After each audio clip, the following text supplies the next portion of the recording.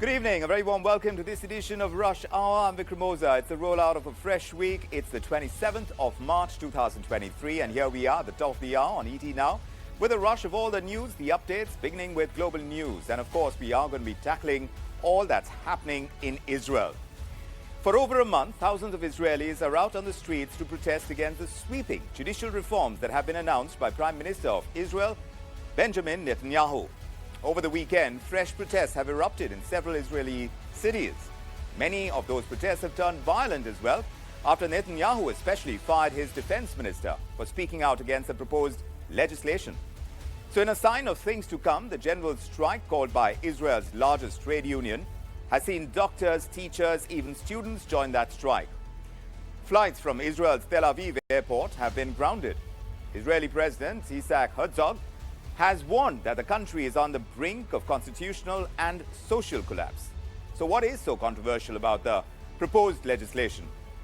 Well, in January this year, Netanyahu's coalition government announced its plans to overhaul the country's judicial system. There are four major changes that have been proposed under the new law. First, the Netanyahu government wants to arm the 120-member Israeli parliament, the Knesset as we know it, with the power to override any Supreme Court judgment by a simple majority of just 61 votes. Secondly, it wants a greater say in the appointment of Supreme Court judges. The proposed changes would give Israeli lawmakers a majority in the committee that elevates judges to the Supreme Court of the country. Thirdly, it intends to scrap the test of reasonability that the Israeli Supreme Court has offered instead of relying on independent professionals. Critics argue that the proposed overhaul is meant to shield Prime Minister Benjamin Netanyahu, who is facing charges of fraud, bribery and breach of trust in an ongoing corruption trial. Further, a weakened judiciary may fail to protect the rights of minorities in Israel, especially Palestinians. It may also give unbridled powers to the Israeli parliament and thus remove any checks and balances within the system. Opposition to the proposed changes have come from several quarters. Several former Mossad chiefs have spoken out against the reforms. Hundreds of reservists in Israel's army have warned that they will not answer the call to serve if these reforms are passed. Israel's central bank governor, Amir Yaron, has called these reforms too hasty and a risk to the economy. We got in a word from protesters in Israel. Listen in to what they had to say. Haven't the Jewish people suffer enough? That's the best sentence we can say now. Go home. Go home, leave us alone. I don't care who will come instead of him. Anyone is better than Netanyahu.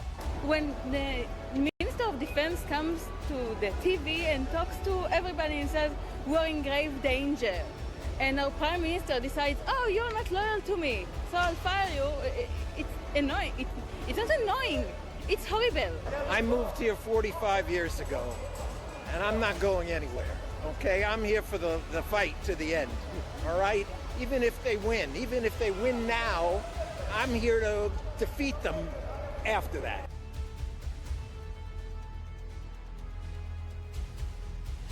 Let's talk about the situation in Israel with former Ambassador Suresh Goel. He's joining us on this edition of Rush Hour.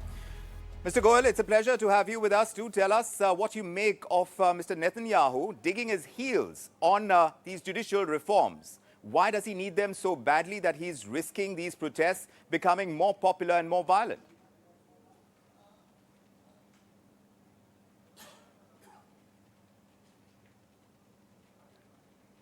Mr. Goel, I have to request you to unmute. Okay. Can you hear me now? Yes, sir. Please go ahead. Great. Thank you very much once again, and good evening to you, Vikram, and the audience here. It's a great thing that is happening in Israel now. Great in the sense, something which was totally unexpected. I must confess that when Netanyahu began with the judicial reforms, people in the diplomatic community had thought that there would be some opposition from the Israelis, not on the street, but from within the government, because this is the coalition government. But the intensity with which the protests were spread, I think were really outside the calculation of anyone, particularly Netanyahu. Now, what is happening here is that it is not only the question of survival of Netanyahu on the corruption charges. That I'm sure that he would have found a way to deal with them even without the judicial review by everyone, with the exception of the securities minister, internal security minister, who is from the right-wing party. So I think it's a contest between the two different ideologies, two different factions in the government. That is what mostly it seems to be. Yes.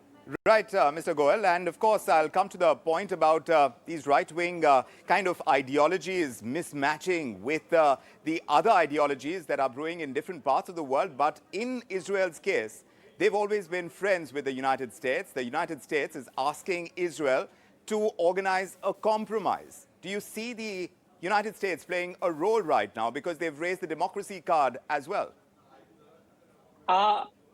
Yes.